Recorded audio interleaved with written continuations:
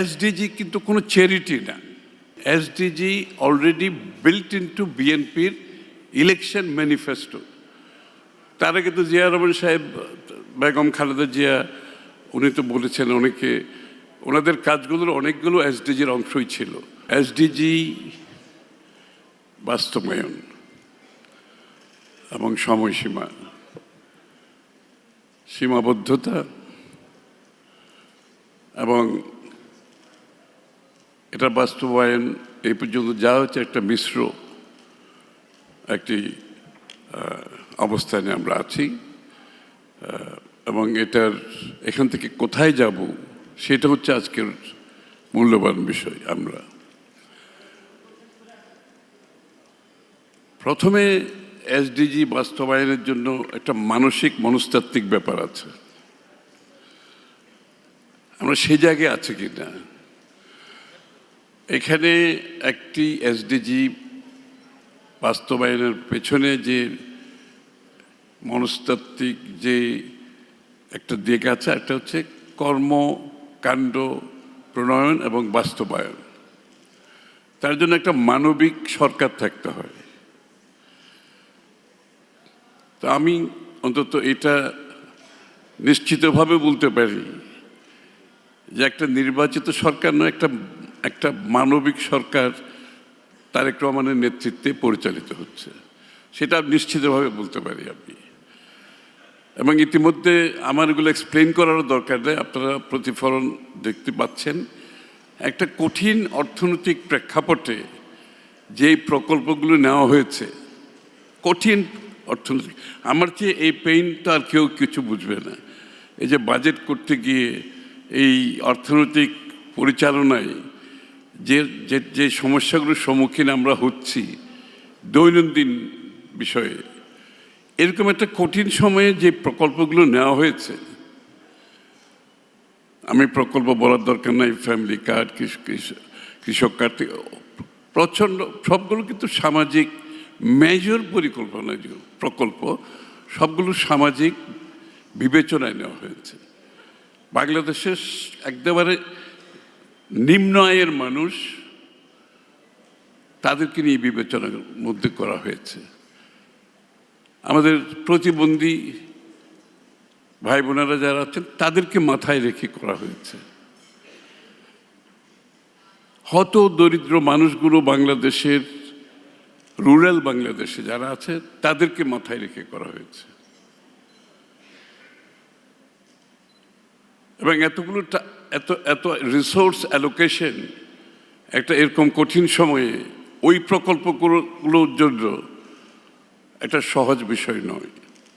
কারণ ওই প্রকল্পগুলো নিতে গিয়ে আবার অন্য সব উন্নয়ন প্রকল্প আমাদেরকে কিন্তু কমিয়ে আনতে হয়েছে। তো স্বাভাবিকভাবেই সেই উন্নয়ন প্রকল্প থেকে আমরা, এই সরকার, আমরা জোর দিয়েছি বাংলাদেশের মানুষকে, যেই প্রকল্পগুলো সাধারণ মানুষ, হত দরিদ্র নিম্ন আয়ের মানুষ, যাদের জন্য এসডিজি, যাতে তারা লাভবান হয়। একটা কথা বলতে চাই, সেটা হচ্ছে এসডিজি কিন্তু কোনো চ্যারিটি না। It's not a charity. মনে হচ্ছে এসডিজি মানে আমি গরিব মানুষের জন্য এটা করব, সেটা করব, তাদেরকে ভাতা দেব। SDG is not charity. SDG হচ্ছে বাংলাদেশের প্রত্যেকটি মানুষের জীবন মান উন্নয়ন করা। যে যেখানে আছে, একেবারে নিম্ন আয় থেকে হত দরিদ্র থেকে যে যেখানে আছে, সকলের জীবনের মান উন্নয়ন করা, সকলের নাগরিক অধিকার নিশ্চিত করা, অর্থনৈতিক অধিকার নিশ্চিত করা, সামাজিক অধিকার নিশ্চিত করা। যে কারণে এমনকি আমাদের অর্থনীতির যে ম্যানিফেস্টো, অর্থনীতিকে মাথায় রেখে যে ম্যানিফেস্টো, সেখানে আমরা বলেছি ডেমোক্রেটাইজেশন অফ দি ইকোনমি। এটা কিন্তু অর্থনীতিকে গণতন্ত্রায়ন করা। দিস ইজ এ ভেরি কি ওয়ার্ড। যে সবাই জানে রাজনীতি গণতন্ত্রায়ন হয়, আবার অর্থনীতি কীভাবে গণতন্ত্রায়ন হয়। অর্থনৈতিক গণতন্ত্রায়ন, রাজনৈতিক গণতন্ত্রায়ন তখনই সফল হবে যদি অর্থনীতিকে গণতন্ত্রায়ন করা যায়। এবং এই জন্য আমাদের স্লোগানটাই ছিল the democratisation of the economy, অর্থাৎ বাংলাদেশের প্রত্যেকটি মানুষ, প্রতিটি নাগরিক এই দেশের অর্থনৈতিক কর্মকাণ্ডে অংশগ্রহণ করার যে অধিকার রাখে সেটাকে বাস্তবায়ন করা। তারা যাতে অর্থনীতির সাথে সম্পৃক্ত হতে পারে, তারা যাতে অংশগ্রহণ করতে পারে, তাদের নিজ নিজ অবস্থান থেকে তারা যাতে কাজ করতে পারে, আর যে অর্থনীতি গড়ে উঠবে তার সুফল যাতে প্রত্যেকটি নাগরিকের কাছে যায়। So this is the democratisation of the ইকোনমির কনসেপ্টটা হচ্ছে এই জায়গা থেকে আসছে, which is very much at the heart of SDG, very much at the heart of SDG. এবং এই জন্য আমি বলছি এসডিজি কোনো চ্যারিটি না। আমরা এই মানুষগুলো যারা আছে, যাদের জন্য আমি ডেমোক্রেটাইজেশন অফ ইকোনমির কথা বলছি, তাদেরকে কোনো ফেভার ডোল আউট করে দিয়ে, কোনো ভাতা দিয়ে, ক্যাশ দিয়ে তাদের জীবনের মান উন্নয়ন হবে না। তাদের জীবন মান যদি উন্নয়ন করতে হয়, যার যেখানে সম্ভাবনা আছে, যার যেখানে সৃজনশীল হওয়ার সুযোগ আছে, তাদেরকে ফ্যাসিলিটেট করা, এটাকে ফ্যাসিলিটেট করা। We have to be able to deliver ইট। ইনশাআল্লাহ পুরো ব্যাপারটা আমরা এইভাবে কাজ করছি। একটা কমিটি হয়েছে, এক্সিকিউটিভ কমিটি, সবাই আছে এখানে।